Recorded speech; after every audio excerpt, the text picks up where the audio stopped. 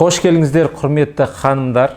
Араларыңызда тек ханымдар бар деп ойлаймын. Болмаса, бәлкім біреулерге ер кісілер бұл жерден шығып кетсе де болады. Өйткені бұл әйел кісілерге арналған сыйлық.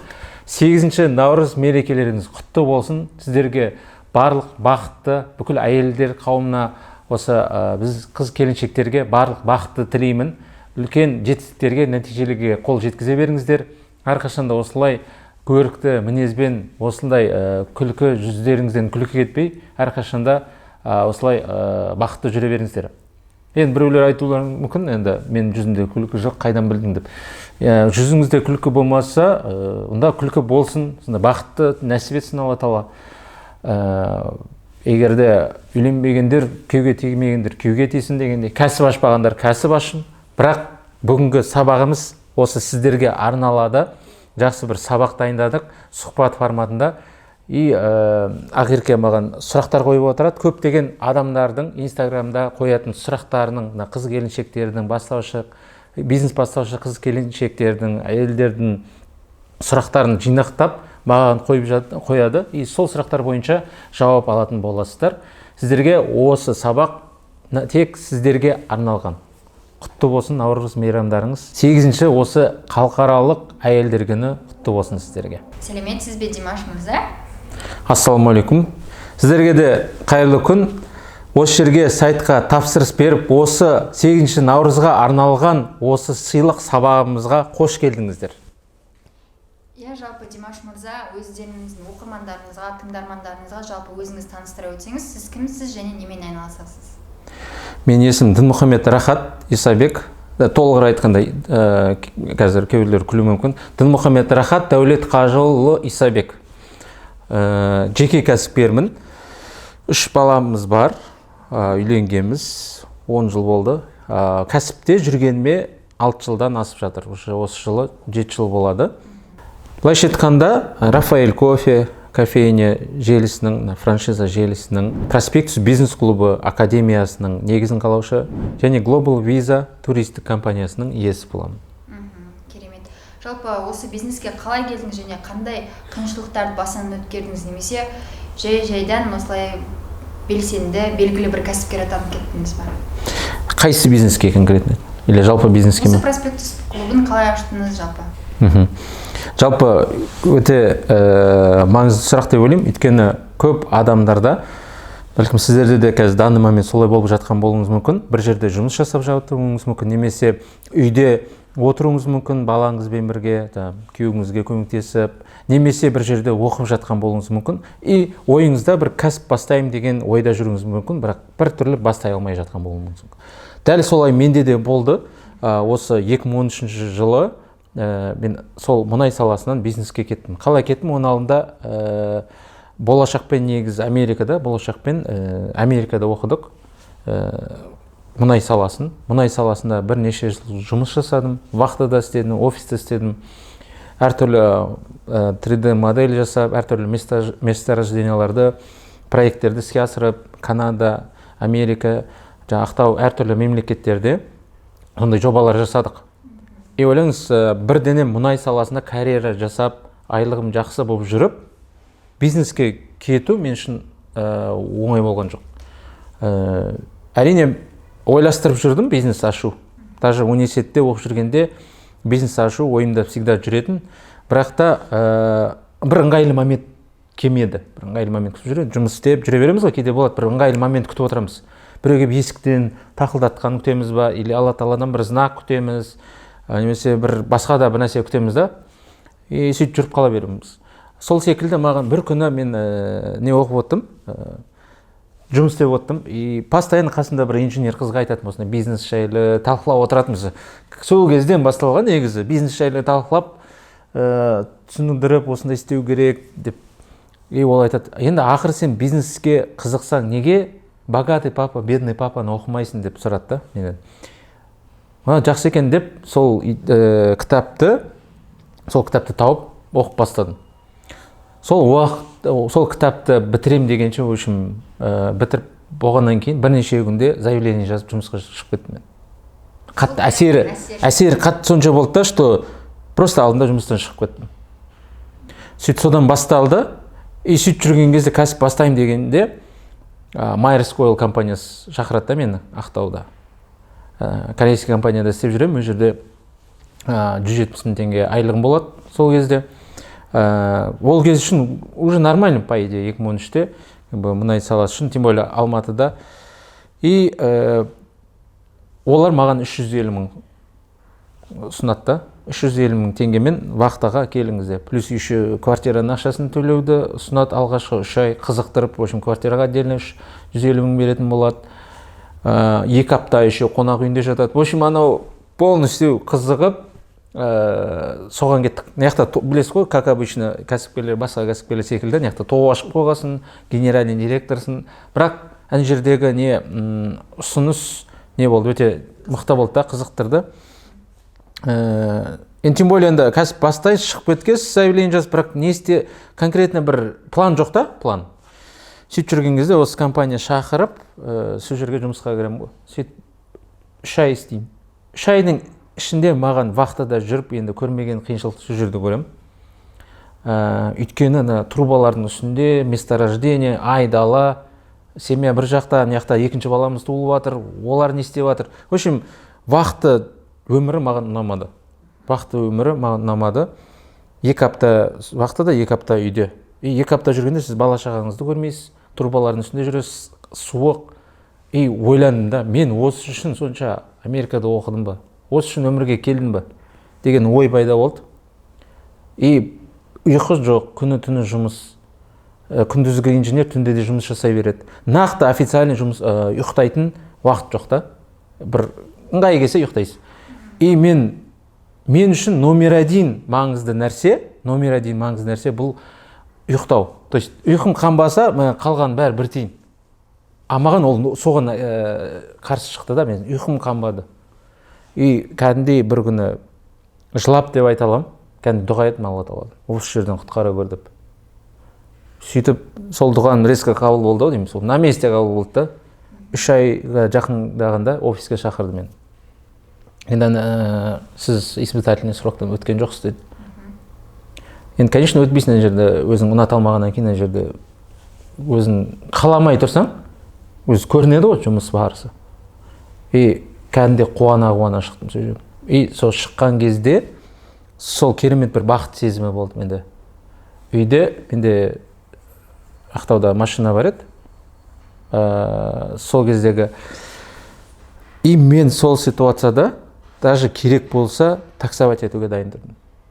То есть главным мен семьяның қасында болайын, главным мен қалада семьямен, жанұямен, бала шағамен болайын. Бірақ та мен вахтада жүрмей қояйын дедім. Сол қатты себеп болды. Окончательно уже мұнай саласынан сол кезде есігін жаптым. Шынымен де ойымдағы болды, шынымен сол жерде барып таксовать ете бастадым. Бірақ кәсіпке солай басталды, қалада жүріп, содан басталып кетті. Ары қарай жалғасын табады. Бірақ қаладан 3 ай басқа да жұмыстарды көрдік, не қылдық. Бірақ сол бір қатты түрткі болды. Ол түсінікті болды. Сөз идеальный емес болды. Бір знак, то есть бір белгі, кәсіп ашатын уақыт келді. Ақтаудан алып Шымкентке көштік, Шымкентке көшіп келіп, осы Шымкентке келіп, жаңа бір уже бас тынық, уже үйіндесін, уже идеялар келе бастайды. Уақыт бос, дұрыс па? Возможность келген, жұмыс жоқ. Енді кішкене бір түрлі болады жұмыстан шыққан адам, наверное, біледі. Бір түрлі уақыт слишком көп болады, не істеймін, уже творческий процесс басталады, сізге идеялар келе бастайды. Тем более осыны қалап жүргіз. Как раз нағыз уақыт келген кезде сол әртүрлі нәрсені тестілеп, нишалар бастадық. Сол жерден басталды. Осы бізде Шымкентте біз үйде тұрған үйді әкем мешітке берген. Сол мешітке барып, азаншы болып көмектесіп жүрдім. Азан айтып, Құран оқып деген сияқты. Біз кезінде 6 жыл мешітте де жұмыс жасағам. Сол мешіттің бір бөлмесін алып, кәдімгі мен алғашқы офисім болды. То есть мешіттің ішінде отырып, кітабымды оқып, бизнес бастаймын деген адам не істейді? Кітап оқып бастайды ғой. Бизнес туралы білімді жетілдіреді. Сөйтіп жүріп, бастамасы сол жерден басталды. Құдайға барып жүріп, Құран оқып жүріп, сол жерден нишаларды тестілей бастадық. Керемет. Жалпы осындай бизнеске бастау кезінде Қаржыны қайдан алдыңыз? Негізінде көп адамдарда осы сұрақ мазалайды ғой. Алғашқы қаржыны қайдан алуға болады? Енді біздің жиған терген мұнай саласынан айлықтан жиналған ақшалар болды, көп емес. Енді біз Ақтауда квартира алғанбыз ол кезде, соны арендаға бергенбіз. Бірақ одан бөлек жиналған бір миллион теңгелік па, миллионға жетпейді, бір наличка болды. Сонымен бірге көшіп келдік. И содан бастадық. И алғашқы нишалардың біреуі бір күн бір форум, стартап форум болып жатты да. И бір жерде, сол жерде бір лицейде бірге оқыған бір жігіт бір компанияда подгузник сатып менеджер болып айналысып жатыр екен. И сол идея келді, сол подгузниктің дистрибьюторы болу деген. Екеуміз келістік, кәдімгі договор жасап, қанша бір 130-дай пачка подгузник сатып алуға қол қойдым. Как раз фирмам бар ғой, генеральный директорым. Сол жерде не істеп подгузникке қол қойдық. Содан кейін примерно бір жыл подгузник алған жоқпыз ғой. То есть, получается, жүрмеген бизнес болды. Кәнде магазинге барып, әр жерге қойдық, аптекаларға. Өте жай өтті, қазақстандық бір подгузник. Өте қиын бір ниша болды. Әр сатылған подгузниктен 7 теңге пайда түседі. 7 теңге. Анау бітпейді, ана сорлы барасын, іздей қарайсың, әлі бітпеген анау пачка, жүрес, қайтадан велик сатып алғас, великпен ары бері жүрес та аралап. Қанша өтті, қарап жүрдік. Сол болмағаннан кейін, в общем, барған жерлерде, мысалы, коробка шоколад подарок етесіз ғой, оның орнына анау складта тұрған подгузникті подарок ететін болды. Анау бітпейді анау. Бар, әпкелерім сатып алады, менен, то есть, адамдар сатып алады, бірақ сыйлыққа соны апарамыз. Әпкелерім де сыйлыққа сол подгузникті апаратын болды, что менің подгузниктерді бітіру үшін. Сөйтіп біраз жүріп, параллельно басқа да бір күні бір інім келді, великті аренданы көрейік деп. Алғашқы Шымкентте сол жылы 2013 қателеспесем, 2013-те сол велик арендасы прям бомба болып басталып жатты. Бәрі велик айдайтын болып, великті арендаға беру жақсы сол кезде. Сол біз бір жазда точка ашқан кезде 15 точка ашылды, сондай арендаға беретін. Солардың біреуі біз болдық та. Сол 3 великпен бастадық мешітте. И сол 3 великтен бастадық, адамдар трафик аз болды. Бірақ жұма күндері жақсы өтетін, өйткені адамдар мешітке келеді. И сөйтіп болмайтын болдық, что-то трафикқа көп адам жүретін жерге ауысайық деген не болды ой. И інімді жібердім. Бұл жерде, получается, мен партнерім ретінде інім Жамбыл аты барып сол аренданы іздестірді, бір жерге барып, адам көп жүретін. И сөйтіп Ордабасы деген Шымкентте жер бар. Сол жерде бір арендаға 20 000 теңгеге не табылады. Бір кабинетта, адамдар өз жерде кабинетте жұмыс жасап жатыр, біз оны склад керек та бізге. Бірақ ана жердің трафигі көп. И сөйтіп 20 000 теңге ойланамыз, блин, аренданы алу ақтаймы, ақтамаймы, ана жер тегін ғой, мешітте рахат адамдар. И көрейік деп, сол жерге тәуекел деп сол арендаға бастадық. Ана 3 велик жетпей қалды. Тағы великтер алып, 5 велик. Сөйтіп аренданы 3-4 күнде шығаратын болдық қой. То есть 4 күннің ішінде аренда шығатын болды. Өте жақсы атты да ол ниша. Тағы қосымша 10 великке жеткізіп бастадық. Әр велик күніне 1000 теңгеден әп келе бастады. Сонда 10 велик айына 300 теңге әп келетін болды. Жалпы айтқанда 300 теңге таба алатын неге жеттік та. Ол үшін білесіз ғой, енді анаяқта Maersk Oil деген компанияда 350 000 теңге беріп тұрған, анаяқта Шымкентте жүріп, анаяқта квартираның ақшасы келеді, үйіндесін, расход аз. Но бірақ кейбір қиындықтар туа бастады. Бизнес жүрді, бірақ біз дальше алып кетпедік. Біріншіден сезонный не болды, екіншіден конкуренттер дәл алдымызда 30 великпен біреу ашты. Великтер сына бастады, ұрлана бастады, біреулер өзінің удостоверениесі, басқа біреудің удостоверениесін тастап кететін болды. Бір күні бір клиентіміз біреудің баласын аяғын басып кетіп, оны штраф төлеп, в общем, проблемалар көп ол нені кәсіпті жаптық. Бірақ алғашқы сол жүрген бір не болды. Жүрген. Сол жерге енді сіз сұрағыңыз не болды? Ақшаны қайдан алдық? Ақша сол алғашқы получается інім мен екеуміз ортадан шығардық. Велик ол қанша? Китайский великтер спортивный бір 25 000 теңгеден алдық. Көп ақша керек емес, дұрыс па? 25 000 теңгеден қанша? 10 велик 250 000 теңге ғой. Енді бізде ойға сразу келеді, бизнес бастау үшін қыруар ақша керек деп, ондай емес. Подгузникті алуға да көп ақша кеткен жоқ. Мораль тестілемедік та біз аз подгузник алып сатып көру керек. Мен мысалы қазір артқа айналсам, артқа кетсем, подгузниктің жүретін жүрмейтін тестілеу үшін мен не істеуге болады? Мысалы велигімен алып алып, ол басқа мен өзім айдап жүрген великпен барып аз подгузникті алып сатылымын көру. 120 пачкаға договор емес, 10-20 пачканы сатып алып, сатып көру. Қалай сата аламын ба, сата алмаймын ба, соны көру, тестілеп көру. Сол кезде аз ақшамен тестілеп көруге болады. Великті де тестіледік қой, 3 великпен. Жүріп кетті, ары қарай уже дальше вкладывать етіп бастадық та. Жалпы сізде алғашқы қаржы болды. Иә. Бірақ басқа адамдарда сіздікіндей ситуация болмаса, яғни алғашқы қаржылары болмаса, олар қалай бастай алады? Жалпы алғашқы қаржы болмауы мүмкін, ол нормальный нәрсе. Көп адамның Инстаграмда жазып, проблемаларын біреу сол бүгінгі кәсіпкерлердің, бастауыш кәсіпкерлердің ең главный проблемаларын біреу ақшаның болмағандығы болуы мүмкін.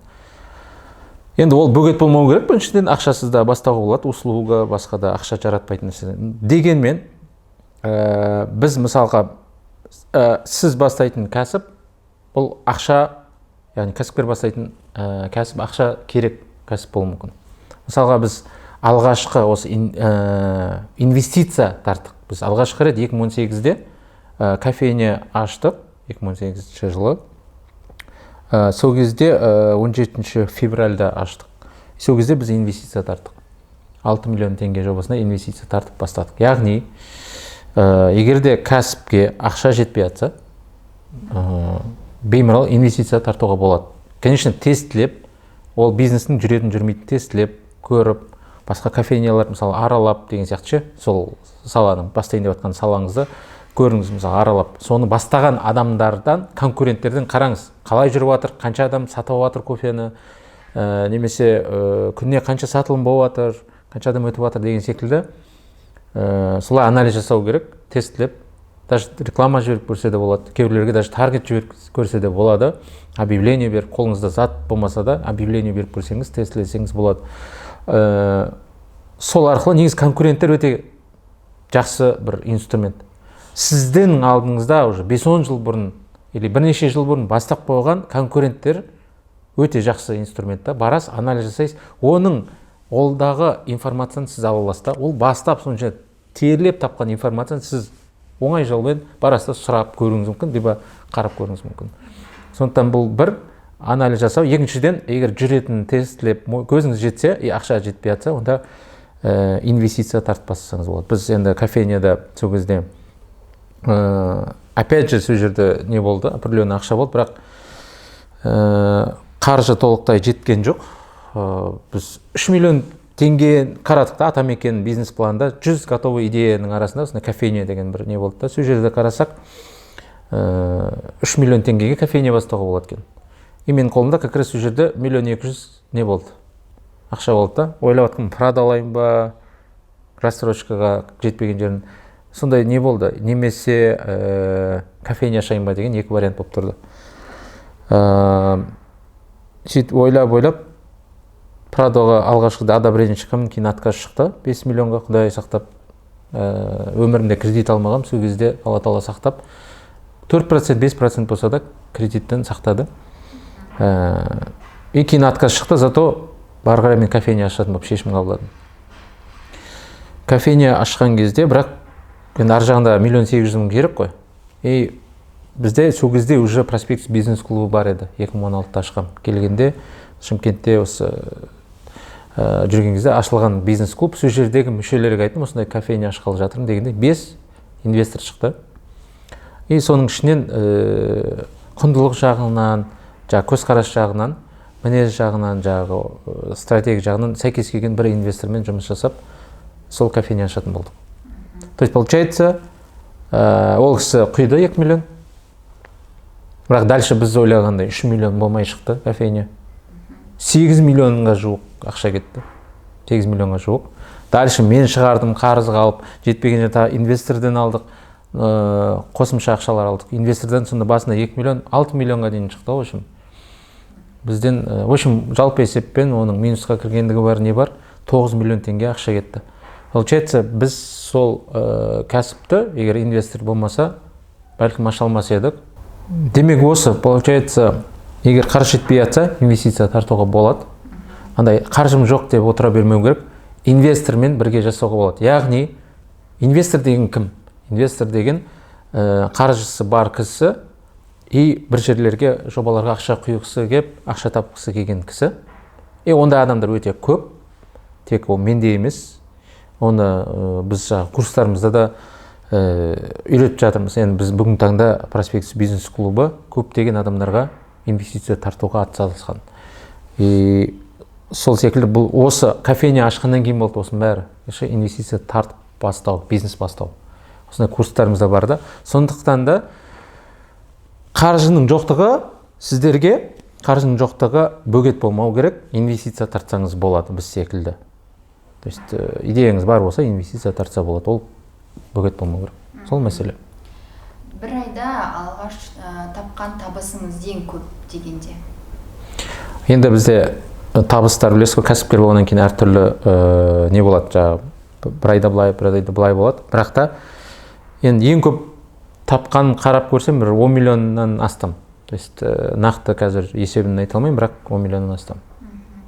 Осы уақытқа дейін қаншама құлдырау болды, өсу болды, табысқа жеткен уақыттарыңыз да болды. Дегенмен сізде қазір шәкірттеріңіз бар ма? Бізде енді сізге жеткен? Бізде шәкірттер көп.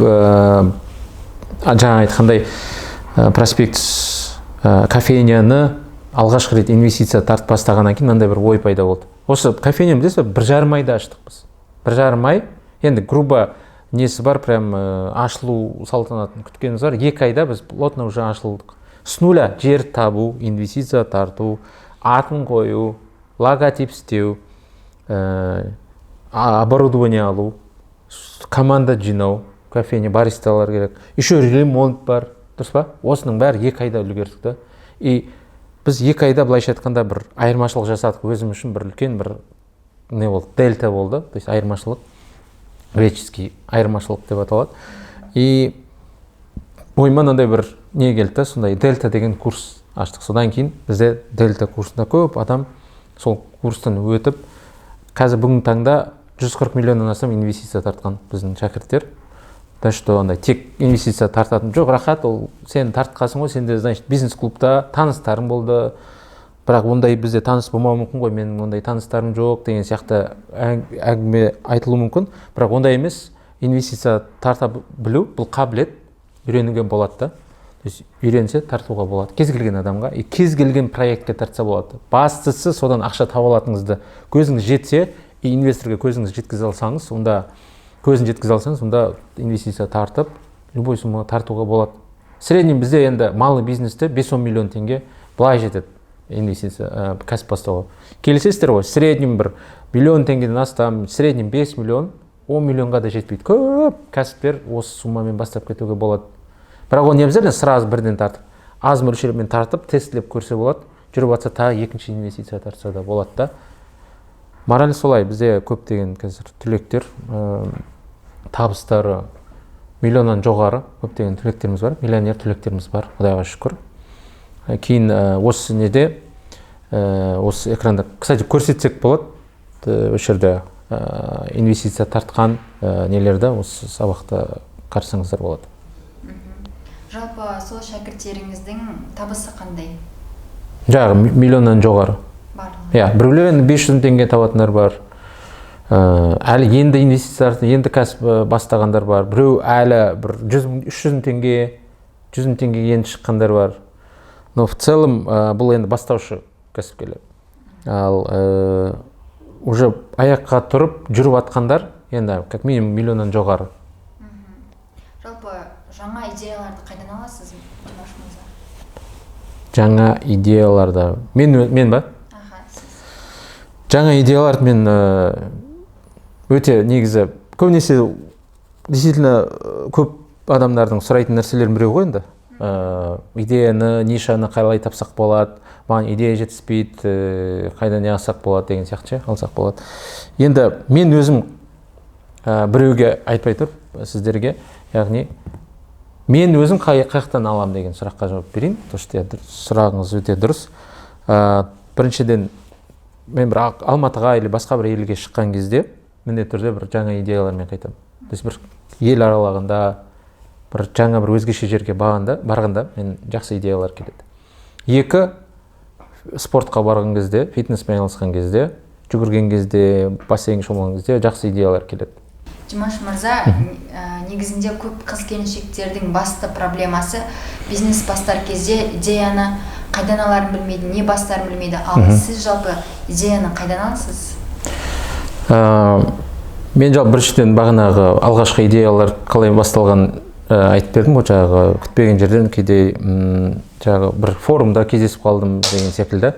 Біріншіден көп форумдарға, конференцияларға барып бастадым. Мен бизнесті бастау бойынша басқа да жағы бір іс-шара болса, сол жерден барып жүремін. Сол жерден бір адамдармен танысам, бір идея алам деген секілді. Іс-шараларға қатысам, бизнес тренингтерге, конференцияларға. Міндетті түрде ол білім береді и жақсы жаңа идеялар береді. Бұл біріншіден. Екіншіден, көп қыдырам деп ойлаймын. Жағы Алматыға, шетелге, басқа қалаларға. И әр қыдырған сайын, бір жаңа жерге барған сайын бір жаңа идея береді маған. Өйткені сіз бір жаңағы коробкада жүргеннен кейін, бір қалада жүре берсе, идеялар бір жерде тұрып қалса, адамға жаңа бір күшті идеялар келмейді. Жақсы идеялар келу үшін постоянно мобильный болу керек та. Қимылдап, ары-бері жүріп, жаңа жерлерге бару керек. Сол жерлерден идея аламын.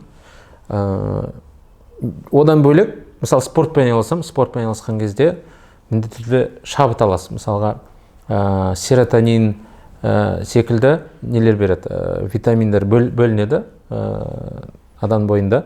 Сондай жақсы идеялар келеді.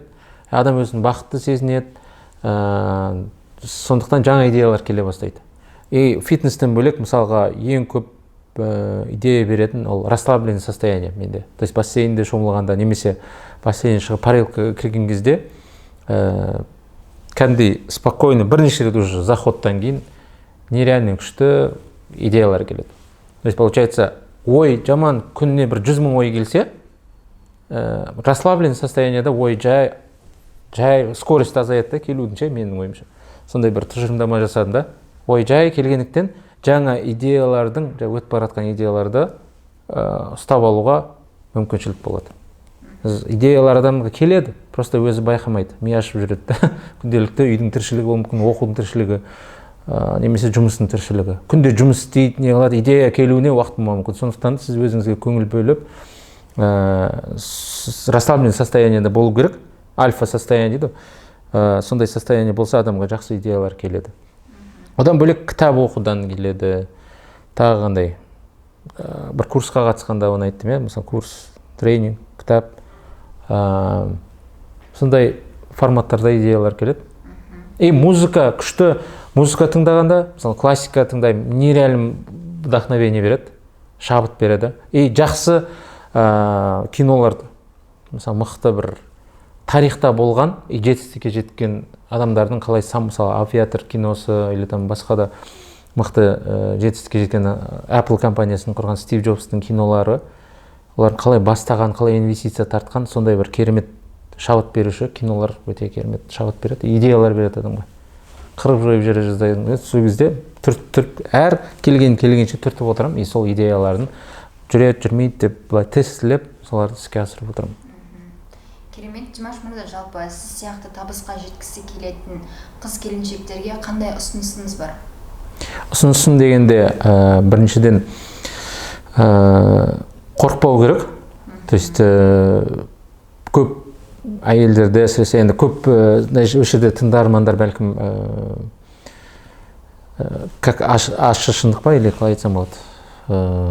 Көбісі марафонға қатыса, тренингке барады, әлі бастамай жүргендер бар. Мысалы марафон, сол үшін олар біледі, көп өзіңізді жетілдіру, адам өзін жетілдірген сайын жаңа идеялар келе бастайды, мықты болған сайын адам соларды іске асыруға мүмкіншілік пайда болады.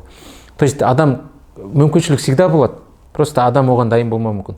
Сіздің міндет, то есть адамдардың, қыз-келіншектердің, әйелдердің міндеттері соған дайындау, өзін жетілдіру. Өзі әлсіз болуы мүмкін. Өйткені өзі әлсіз болса, өзі қандай болса, кәсібі де сондай болады. Сондықтан да өзіне жетілдіріп, өзіне инвестиция жасау керек. Мысалға бір курсқа қатысуы мүмкін. Мысалға біз қазір сіздерге арнаған бір ұсынысымыз бар. Бұл біздің марафон жасағалы жатырмыз. Көптеген біздің инвестиция бойынша жалпы әртүрлі тақырыптарды біріктіріп, бір марафон форматында, онлайн форматта марафон жасасақ деген ниет бар. Сондай марафондарға қатысаңыз болады. Кітап оқыса болады. Бірақ ең бастысы білім, өзіне инвестиция жасау. Өйткені біз, мысалы, мен мұнай саласында Америкада оқыдым. Қаншама ақша кетті? $200, кейбіреулер өкпелемеңіздер, менің ақшам қайда кетіп жатыр, мына жігітке кетіпті деп ойлап қалмаңыздар. То есть мемлекет маған $200 инвестиция жасады. На самом деле $200, бастап $200 инвестиция тартқан екенбіз, оказывается. Оның өзі бір инвестиция, бір дұрыс қой, инвестиция ғой, қайтарым болу керек. То есть адам келеді, үміті бар ғой, то есть келеді, халқына қызмет етеді, пайдалы болады деген ниетпен. Сонда ақшамен білім алып, көптеген білім алып қайттық Америкада. Дәл солай бастауыш кәсіпкер де өзіне, біліміне инвестиция жасау керек. Инвестиция жасамаса, ол қалай біледі, ол білімді өзі білмегендіктен ұрына береді. Сондықтан мысалы жағы инвестиция тартуды білмесе, қалай тартады ол? Тарту, даже инвестиция не екенін де білмеу мүмкін да. Нишаны қалай таңдау ол? Тоже біз енді әртүрлі нишалар тестіледік кезінде, 15 түрлі ниша тестіледік, соның ішінде жүрген 3-еуі бар. То есть бәрі жүріп кетпейді ғой. Қалай дұрыс тестілеу керек? Оның бәрі қателік, қыруар ақша жұмсайды, банкрот болуы мүмкін, ұрынып ше. Сондай білімді жетілдіру. Тағы не болуы мүмкін? Дұрыс сата алмау мүмкін. Үйде отыр мүмкін, баласын емізіп отырған. Немесе студент болуы мүмкін, оқып жүрген, ол сатуды үйретпеген болуы мүмкін, оны университетте или басқа жерде. Бір жерде бір мен секілді инженер болып, кезде мен де инженер болып, мен сатпаған болып, всегда болашақпен оқыдық, білім алдық, постоянно никогда бір сатып болды. Енді iPhone сатқан, бір Америкадан алып келіп, но бірақ та мен бүйтіп керемет саудагер болған жоқпын ғой. Инженер болдым. Ол инженер, ол сата алмауы мүмкін. Сол секілді сізде сондай инженер немесе басқа бір мамандықпен жұмыс жасап жатқан болуыңыз мүмкін, сата алмауыңыз мүмкін. Сату өнері керек. Сосын бастауыш кәсіпкер болып жатса, үйде отқан әйел ма, басқа бір жұмыс істеп жатқан әйел, кәсіпкерлік мышление керек. То есть мышление уже бұрынғы жұмыс істеп жатқан жұмысшы мышлениясынан шығып, кәсіпкерлік мышление керек адамға. Өйткені кәсіпкерлік мышление болмаса, ол жағы табандылық керек, көп нәрсе мінездемелер керек адамға. Банкрот болса, ол тастап кетеді. Өз-өзін тастап, болды, бизнес маған арналмаған, бизнеске өкпелеп кетеді, мемлекетке өкпелеп кетеді. Сондықтан да сондай кәсіпкерлік мышление, кәсіпкерлік қасиеттер керек та. Сол үшін мен ұсынатын, біз сіздерге жағы 8 наурызға біріншіден осы сабақты ұсындық, пайдалы ақпараттар алдыңыздар деп ойлаймын. Екіншіден тағы бір ұсынатым, егерде действительно осы бастай алмай жатырмын, неден бассам болады? Енді сіздерде осындай білім бар ма, ақыры оқытып жатыр екенсіздер, қандай курсқа қатыссам болады, нені бассам болады, инвестиция қалай тартсам болады деушілерге қазір уже мен дайынмын. Маған бір нәрсе ұсыныс тастаңыздар, мен соны өтейін, білімді жетілдірейін десеңіздер, сізге мынандай бір ұсыныс дайындадық. Біріншіден біз марафон ұйымдастырғалы жатырмыз. Марафон қаншасына болады? 14 мартта басталады, 14 наурызда бастап кетеміз. Сол марафон ұйымдастырғалы жатырмыз. Бұл онлайн марафон Қазақстан бойынша болады. Бұл жерде сол бастаушы кәсіпкерге керекті жаңағы тақырыптарды өтеміз полностью. Былайша айтқанда, бірінші нишаны таңдау, қалай біз өзіміздің жағы бір сухой, бір айдаладағы оқыған кітаптан емес, өзіміз қалай нишаны таңдау барысында алған тәжірибелермен бөлісіп, нишаны қалай дұрыс таңдау сабағы болады. Бұл бірінші тақырып, который марафонда болатын. Екінші тақырып бұл енді, хорошо, нишасын таңдады, тапты да, өзін таба бастады, примерно бір варианттар бар, атып кетеді ау деген гипотезалар бар да. Солар қалай тестілеу керек? Хорошо, оларға енді оларды іске асыру үшін қаражатты қайдан алам десе, инвестиция. Біз қалай кофейняға, біз қалай инвестормен қалай келістік, қандай доляда келістік, оны қандай шарттармен келістік да, оны сол жағы айтқан, біз енді 6 миллион инвестиция тарттық дедік қой. Екінші точкаға да біз инвестиция тарттық. 9 миллион қосқанда общий 15 миллионға жуық инвестиция тарттық та. Біз соны сол инвестиция тартқан тәжірибемен личный өзім студенттеріміздің емес, именно личный өзімнің кофейняға тарту барысындағы алған немен тәжірибемен бөлісем. Осы инвестицияның сабағы болады осы марафонда. Үлкен, ол құнсыз, өте құны жоқ ақпарат. Енді біз примерно құны, енді мысалға 14 миллион теңге, 15 миллион теңге инвестиция тартсақ, енді 10%-ін қанша миллион, 10%-ін алсақ қанша болады ол? Даже хоть 1%-ін алайықшы, сол 15 миллионның 10%-і 1 миллион 500 мың болса, 1%-і соның 1%-ке бағаласақ, сол тәжірибені 1%-ке, ол 150 мың теңге болады екен. 150 мың теңге заға сұрақта сіздерге 150 мың теңге беріп, менің қалай 15 миллион тартқанымды білгіңіз келе ме? Мысалы, кейбіреулер мен ойлаймын, ол келіседі. Өйткені бізде сондай курстар бар да, мысалы инвестиция тарту курсы бар, не бар. Сол инвестиция, осы кофейняға қалай біз тарттық, сол 150 мың теңгелік ақпаратты осы марафонда береміз. Мен ойымша ол бастауыш кәсіпкерлер өте керек нәрсе. Әрине ол уайымдамаңыздар, ол марафонның бағасы сіздер 150 мың теңге төлемейсіздер, одан арзанырақ болады. Но бірақ нишаны таңдау үшін де бір несі бар ғой, ниша таңдау үшін де оның құны бар. Ниша таңдаудың өзі бір проблема. В среднем рынокта, кейбір менің таныс досым бар, ниша таңдау бойынша тесті бар. Сол тест жағы не істейді, жағы үйретеді да сабақ. Примерно 25 мың теңгелік құны бар. Сол ниша таңдау сабағын болады бұл марафонда. Ниша таңдау, одан бөлек нишаңыз таңдадыңыз, инвестиция тарту сабағы болады. Біз қалай кофейняға, осы Рафаэль кофеға инвестиция тарттық. И үшінші сабақ ол не? Сату өнері. Яғни инвестиция тарттыңыз, енді кәсіп баставатсыз, бірақ оны сату керек қой. Сіз сату қабілетіңіз болмаса, тоже ол бизнес жүрмей қалады. Қанша завод соққын, цех ашқын, басқа бір нәрсе ашқын, бірақ сата алмасаң, ол бизнес жүрмейді. Сондықтан инвесторды құйған адам ол ақшадан ұтылмау керек, сондықтан сіздің сату қабілетіңізге қарайды. Соның үшін оны сата да білу керексіз. Сондықтан сату өнері осы сабағында тоже қосамыз да осы марафонға. Көп болып кеткен жоқ па осы марафон бәрі? Ниша деп жатыр, инвестиция тарту бәрі. Енді жаңа бағана ойлап тұрдық, осы сату өнерін бәрі осы жетеді. Кейбір кісілер айтты, осы екі тақырыптың өзі жетеді марафонға деп. Бірақ та менің енді сату өнері болмаса тоже болмайды. Сондықтан да осы сабақты қостық. 50 мың теңгелік құны бар. То есть қалай дұрыс сату керек, қалай клиенттермен сөйлесу керек деген сабақ құны 50 мың теңгелік сабақты тоже осы марафонға енгізіп жатырық. Менің өзім шешіммен. Кейбіреулер қарсы болды, бірақ осы бастаушы қыз келіншектерге және әйелдерге, үйде отқан әйелдер болуы мүмкін, енді жұмыс істеп жүрген, бизнеске көшейін деп отқан әйелдер болуы мүмкін, соларға сату өнері сабағында беретін боламыз. Енді хорошо, бәрін үйренді. Бірақ кәсіпкерлік мышление болмаса, келатқан, бастап атқан бизнесте жарты жолда тұрып қалып, өзін тастап жіберуі мүмкін. Көбі әйелдер кейде шабыт жетпей, өзін тастап жіберіп атады, үйде отырып, біреулер шындай, мен өз көзімен көрдім да, ішіп кеткен әйелдер бар, темекі шегіп кеткен әйелдер бар. Жаңа депрессиядан, стресстен ше. Жұмыстар жүрмей жатқан, немесе жаңағы жол болмай жатқан, басқа да проблемалар бар. То есть получается, бастап жатқан болуы мүмкін, инвестиция да тартқан болуы мүмкін, сату өнерде болуы мүмкін. Бірақ та кейбір кәсіпкерлік мышление жетпеуі мүмкін да ол кісілерге. Сондықтан да жарты жолда тұрып қалуы мүмкін. Просто сәл бір қиыншылық шықты ма, өз-өзін тастап, кәсібінде тастап кетуі мүмкін. Сондықтан кәсіпкерлік мышлениені адамға енгізу керек. Сол мышлениені, кәсіпкерлік мышление деген сабақты да қостық, осы марафонға қостық. Оның как минимум құны 50 мың теңгелік құны бар. Осыны бүкіл сабақ болады.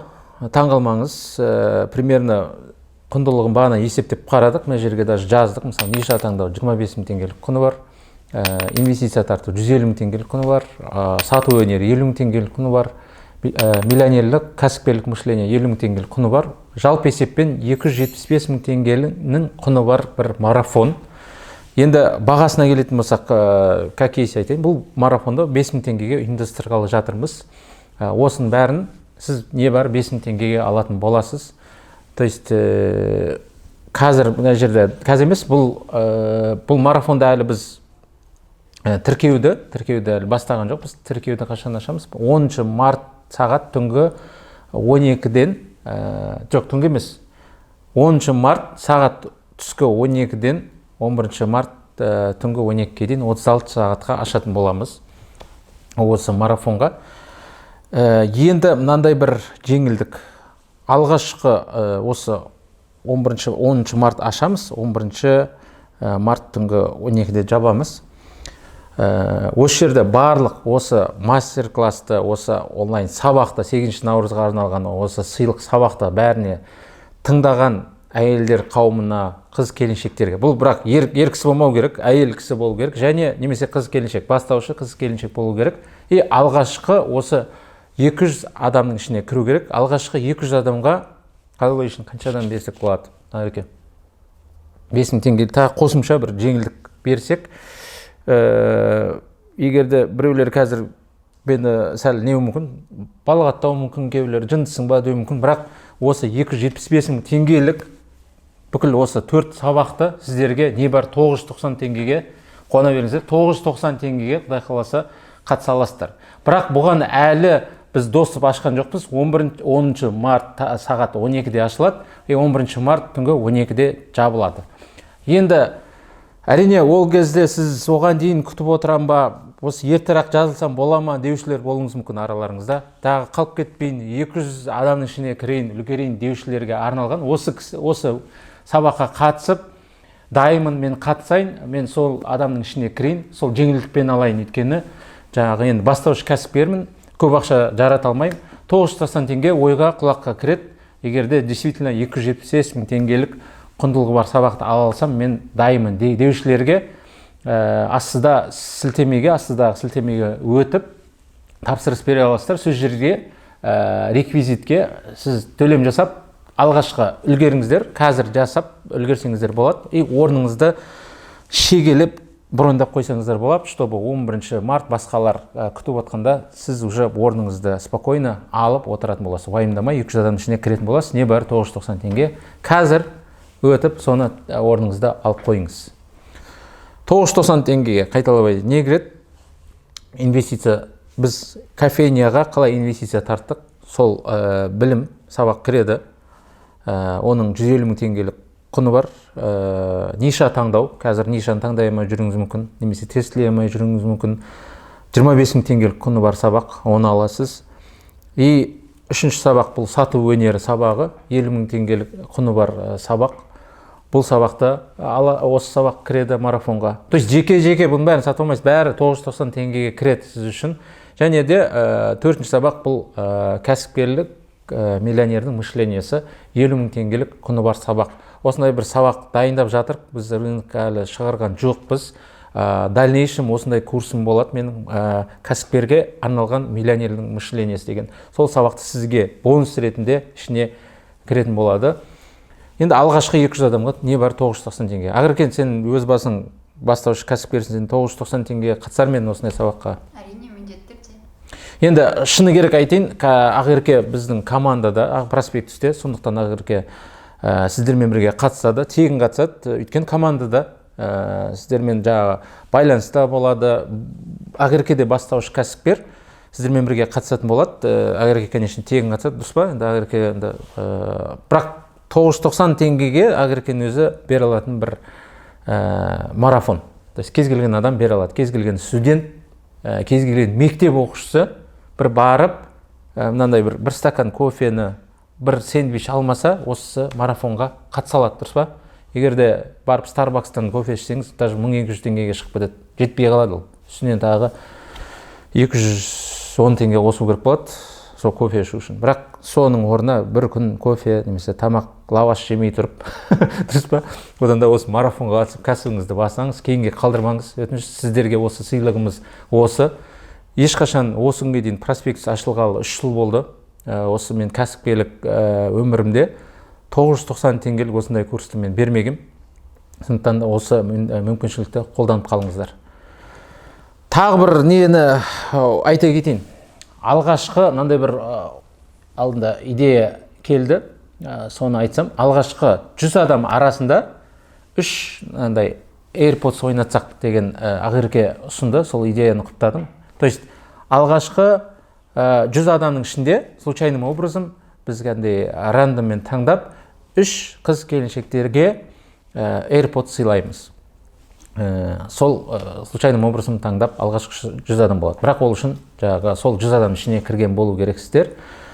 И оны біз трансляцияда өз жеке парақшамда жазбасаңыз болады. собачка.dimash.isabek парақшасында трансляцияда жүргіземін. Ол енді уақыт сағат келгенде солны ойнататын боламын. Ал қазірше өз орныңызды дәл қазір белгілеп қойыңыз.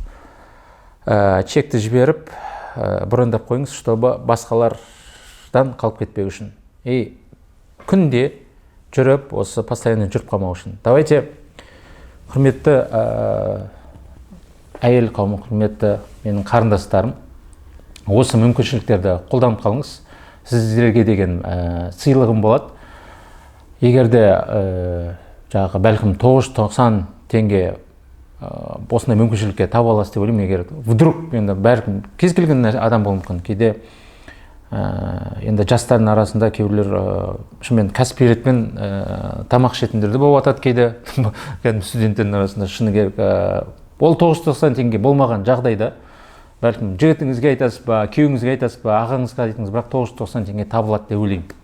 Ол мен ойымша әділетті деп ойлаймын осындай бағаға, осындай сабаққа. Сондықтан да ары қарай уже құнын түсірсек те сіз әрекетке көшпейсіз. Сондықтан да оны тегін берсек те болады, бірақ мына сабақтың өзін ақпаратты алып кейбіреулер пысық қыздар осы сабақпен бизнесті бастап кетеді деп ойлаймын. Ал бірақ ары қарай осы марафонда, давайте бір жерін қате жіберіп алмайын, осы марафонда елмен бірге кәсіп бастап кетейін, шабытпен, осы ет қызумен бастап кетейін, басқалармен бірге бастап кетейін, жамағатпен бірге дейді ғой, мысалы жамағатпен оқыған намаз 27 есе көп сауап береді. И жамағатпен жүрген адам не болады, шабыт мотивациясы тұрып қалмайды, ол имансыз алып қалмайды, өтір қасындағылар көмектесіп, өтір дисциплинасыз жүрмейді, дұрыс па? Сондықтан қасыңыздағы қыз келіншектермен бірге бастап кетіңіз, чтобы келесі 8 наурызға дейін сізде мықты бір кәсіпкер атанып, жақсы табыс, айына бір хотя бы бір 300 теңге табыс табатын, бір немесе 500 теңге, миллион теңге табыс табатын, бір біз мақтан алатын қарындастарымыз, міне мынау Айнұр қарындасым, міне Жамал қарындасым, немесе Ақмарал қарындасым, әпкеміз осындай кәсіп бастады, біз себепші болдық, Алла Тағала нәсіп етті деп мақтанайық. Сондықтан ойлан, не істесем болады, қатысайын ба, қатыспайын ба дейтіндер болса, бұл бір ойланатын нәрсе емес. Бұл бір просто действие жасайтын нәрсе. Бұны осы күнге дейін ойланып келдіңіз, байқаған шығарсыз, бір орында тұрып қалған болуыңыз мүмкін, түк шықпайды. Ойды алып тастау керек. Ой қолдана берсе, қолданатын жер бар, мида қолданбайтын жер бар. Мына енді ақылыңызға сыйса, егерде шынымен ойды өші жерде қолданыңыз, 275 теңгелік құны бар сабақты алайын деп тұрсыз. Ал бірақ жаңағы не істейін, ойлана бермей, дальше соны құнын түсінгеннен кейін уже действие керек. Өйткені бизнесте де действие керек. Егерде бизнесте рисксіз болмайды. Бағана айттыңыз ғой, қандай кеңес берсе болады. Рисковать ету керек. Мына жерде бір 990 теңгелік бір риск. Егерде даже былай істейікші, егерде вообще бір нәтиже алмаса, ақшасын қайтарып беру керек болса. Ойбай, мен бір полезный ақпарат алмай қалам ба, не стоит шығар деген сияқты ой болуы мүмкін. Мынандай бір гарантия берейік. Егерде сол үй жұмыстарды жасап, бірақ ешқандай бір нәтиже болмаса, ақшасын қайтарып берейік. Өйткені сіздердің 990 теңгелеріңіз, егерде сіз нәтиже алмасаңыз, өзіңізде қалған жақсы одан да чем сіздің риза болмай жаңағы стресс кіріп кеткеннен гөрі. Осында 100% гарантиямен осындай не істейік. Басқа мен ойымша 8 мартта бұдан басқа бір жақсы сыйлық, парфюмнен де жақсы деп ойлаймын, бір шоколад, не дейді бар косметика, оны бар боянасыз, не қыласыз, ол да жақсы, бірақ кәсіп ашып, өзіңіз самостоятельно ақша табу ең жақсы сыйлық деп ойлаймын осы. Қазіргі 21 ғасырдың қыздары үшін өзі самостоятельно өмір сүргісі келеді. Кейбіреулер жалғыз басты ана болуы мүмкін. Дұрыс па? Өзінің семьясын асырап жатқан. Сондықтан немесе студент болуы мүмкін. Сіз данный мысалға стипендиясы жетпей жатуы мүмкін. үйіне бір қаражат жіберіп тұрғысы келуі мүмкін, немесе ата анасына бір бар араларымызда таныстар, жаңағы пәтер алғысы келіп жүрген жастарымыз бар, үй алғысы келіп кейін үйлі болайыншы деп жүрген жастар болуы мүмкін. Сол осы жақсы кәсіп бастаған менің сіздерге беретін ең басты сыйлығым деп ойлаймын. Сондықтан осы марафоннан қалмаңыздар. Өйткені слишком үлкен жеңілдік 990 теңге. Давайте көп сөзбай, астына сілтемені басыңызда орныңызды алыңыз. Алғашқы 200 адамға 990 теңге. Ары қарай уже 10 мартта енді оған дейін қаншама адамдарға да айтамыз. То есть біз қаншама жерге жарнамалап жатырмыз. И өзім парақшамда айтамын. Сондықтан да ол кісілерде сізден ерте тіркеліп үлгеруі мүмкін. Бірақ сіз алғашқы естіген адамдарсыз. Әлі мен инстаграмда бұны айтқан жоқпын. Тек осы сабақ жайлы жарияладық. Сондықтан да орныңызды алыңыз. 10-на ашылады. Бұл официально сол кезде ол орын қалмай қалуы мүмкін сізге. 11 мартта түнде жабылады. Точнее, баға көтеріледі. 11 марттан кейін 11 март пен 12 марттың түнгі 12-ге дейін 5000 теңге болады. Егер де осы видеоны сіз кеш тыңдаған болсаңыз, және де үлгермеген болсаңыз, жаңағы 10 мартқа дейін осыны тыңдап үлгермеген болсаңыз, сізге 5000 теңгеге қатыссаңыз болады. Егер де ақшаңыз болса, 5000 теңгенің өзі сонша ақпарат алуға стоит. Так что 5000 теңгеге де үлгерсеңіз болады. Егер де жаңағы алғашқы 200 адам ішіне кірмесеңіз, және 11 марттан кейін жазылған болсаңыз. Оған да 11 мен 12 март арасында. Ары қарай өзінің стандарт бағасы 10.000 теңгемен қатысасыз. То есть стандарт бағасы бұл жерде 10.000 теңге, жеңілдікпен, то есть 11 мен 12 март тіркелгендер арасында 5000 теңге. Алғашқы 200 адамға 8 марттың құрметіне, тек бұл ер кісі емес, қыз келіншек болу керек. Егер сіз ер кісі болсаңыз, өз қарындасыңызға немесе әпкеңізге әперсеңіз болады. Сонымен бірге тыңдасаңыз болады. Бірақ желательно тыңдамай қойыңыз.